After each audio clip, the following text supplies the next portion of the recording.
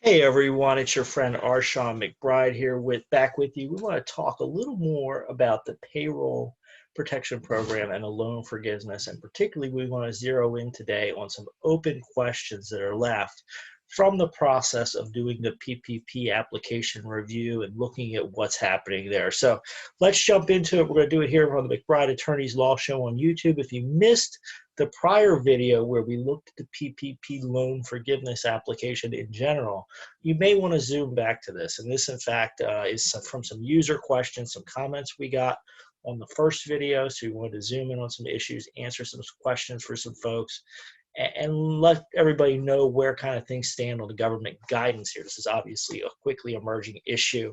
So we want to take a look at the application and figure out where we stand now. But if you haven't seen the introductory video where we pulled up the PPP loan forgiveness application from SBA.gov and took a look at it, you may want to go check that out. So I'm going to go ahead and start a screen share again today. We're going to be jumping into this PPP document here. Let me get that set up for us, and we'll jump over there and we'll take a look at what we're seeing in the document itself. So let's do that here. So here we go. And I'm back on SBA.gov again. You may recognize this from yesterday. We're looking at the PPP loan forgiveness application. One of the questions that came up was about full-time employees and what to do to calculate that. So if you go down and look at the application, we actually now have some formulas and guidance for full-time employees here. And you can see there's a calculation method outlined here for average full-time equivalent employees. There was a lot of talk in the law firm world that maybe full-time equivalent was going to be 30 hours a week because there's some guidance from the IRS, and of course a lot of this SBA payroll protection program is attached to tax law. So people thought maybe we'd look to the IRS guidance, divide by 30 to calculate who was a full-time employee. So take number of hours worked by the employee, divide by 30 and calculate. But SBA throws us a curveball here. It goes back to a traditional, what many people think of full-time, 40 hours a week. So you're going to calculate whether somebody is a full-time employee by figuring out whether they, a full-time equivalent, whether they work 40 hours a week. Now you're going to round to the nearest tenth. So somebody that works, close to 40 is going to round up to being a 1.0 or a full-time equivalent. People that work, and everybody's capped at 1, so you can't have somebody who's more than a full-time equivalent employee. And those of us that are business owners may be more than a full-time equivalent employee because we're probably working more than 40 hours a week. Cap at 1.0. You also have an option to simplify this method. Rather than put everybody's hours in this sheet, take 1.0 for employees who work 40 hours or more per week, and 0.5 for anybody who works less than 40 hours a week. So you're going to have to figure out which way of calculating your average full-time equivalent employees works best for you, and you may want to bring your accountant in here. Now, one of the open questions we have is, what do we do with employees that are off of work? We have a real issue here on two sides because we have employees who are potentially on disability programs, whether they're state programs, and we've had some people ask questions specifically about state programs. We've also had questions about employees who are going out on their leave. And for small employers now, we have, of course, the CARES Act has some provisions for payment for mandatory leave where essentially the government picks up the leave. Well, the issue there is they shift from being an employee of the company. They're certainly not working the 40 hours a week. Now they're on the government payroll. It causes an issue on both the payroll side, but also the full-time employee calculations. And what if somebody's out on disability, right? So now they're being paid by either a private insurer or maybe a third party. This we don't have guidance on. And I've scrubbed the SBA websites. I've also looked for some other articles in the mainstream media, and there just doesn't seem to be a good answer for this. So this is one of the issues where you're going to be in a comfortable spot.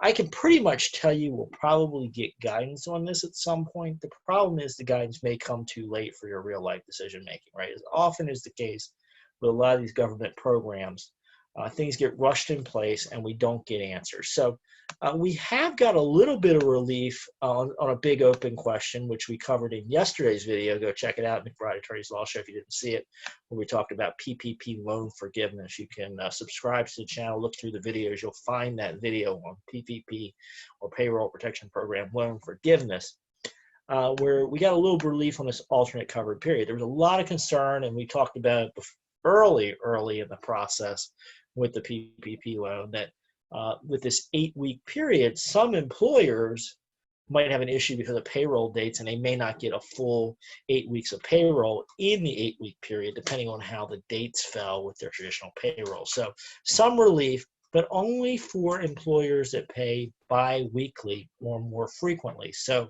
people that pay semi-monthly, twice a month, they're not getting this relief. So that's kind of how this relief comes, right? It comes scatterbrained.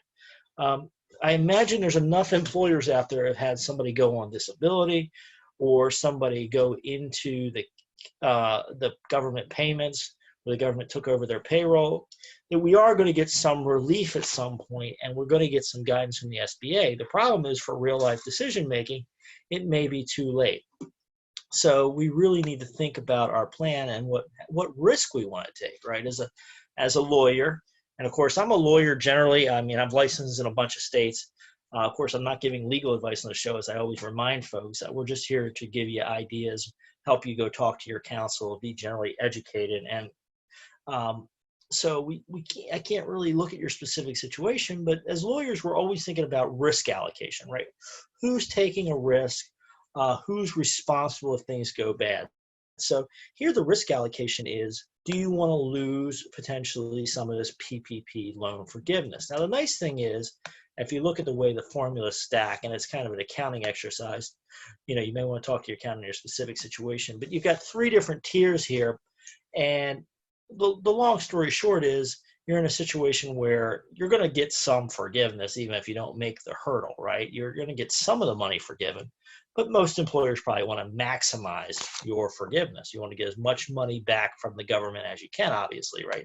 So you're going to have to make a decision, right? Do you bring in another employee, maybe at a low rate of pay, to make up for a disabled person, right? So hire somebody off the street full-time. Doesn't really matter what they do under these formulas. They're very weird, but you could potentially bring somebody in to, sweep the floor, and you would, if they're working full-time for that 8-week period, you now potentially have another full-time employee.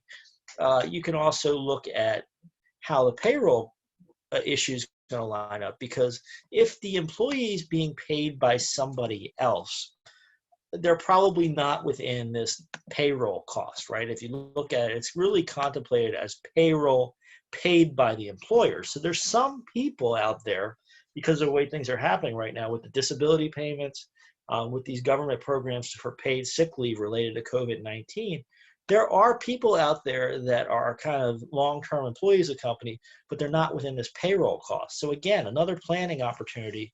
If you have somebody out there who's on long-term disability and you're not paying them, you're not going to get the PPP forgiveness probably for their payroll.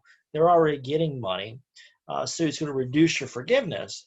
You could potentially substitute somebody else in for them. Now, one thing we like to do is go back and look at the spirit of the law, right? That's generally how, we get in tough interpretation questions and the SBA hasn't given us guidance, and you want to know what a judge, jury, court, government body is going to do. You look at the purpose. And the purpose of the PPP loans, as we know them, is to keep people on payroll. So the government wants money going out. That's the public policy. That's why we heard the politicians say they supported this. So, my best guess right now, today, as we're recording this, and of course this is all subject to change as new guidance comes out, best guess is, up that payroll. Just don't pay fake people, get real work done. Bring people onto the payroll to get the forgiveness, right? So play with the numbers, use accounting and spreadsheet, up your payroll ethically if you can, and use that towards PPP forgiveness. And now if you're nervous about not getting some relief on a full-time employee that might be on disability, I recommend considering at least hiring somebody temporary to fill that gap. So, this is planning. We don't have great answers. Unfortunately, this program was rushed out to the market, and it's left these questions open. So there are some proposed amendments as we talk right now, talking about upping this 75% requirement, allowing people to spend a little bit more money on these line 2, 3, and 4 issues. Also talking about adjusting that 8-week period, particularly for certain industries like restaurants that can't reopen. So now you're in a position where you're paying your employees essentially to stay at home, which keeps the payroll going, which was the public policy, but doesn't really help the business side of it. So unfortunately, folks, a lot of open questions out there, and I bet there's more. So I would love to get you to drop your questions here at the McBride Attorneys Law Show on YouTube. Let me know what questions you have, what issues you're seeing with the PPP program, what other business issues are you having at this time? Maybe something we're able to address here or on my future Done Right YouTube channel. Recommend you subscribe to both if you're a business owner or business leader, because we're going to bring you tips to help making you a better business owner and leader and giving you the tools you need. So drop those comments, nothing confidential, but I'm looking forward to reading through them. And if I get enough questions in the area, I may do another video for you. All right, folks, Shawn McBride sign off. Make sure you're subscribed. I'll talk with you very soon.